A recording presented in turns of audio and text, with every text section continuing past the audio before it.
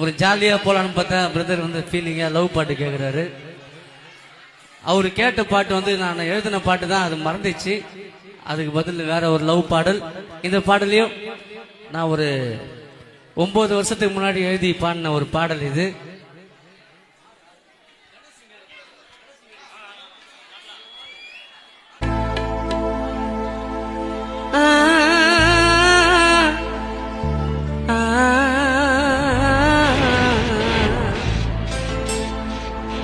என் செல்லம் அடி நீலாத வாழ்க்கை எனக்கு பிடிக்கல.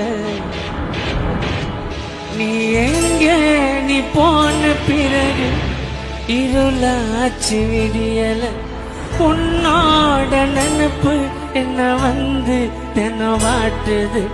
கனவுல ஒவ்வொரு கஞ்சாட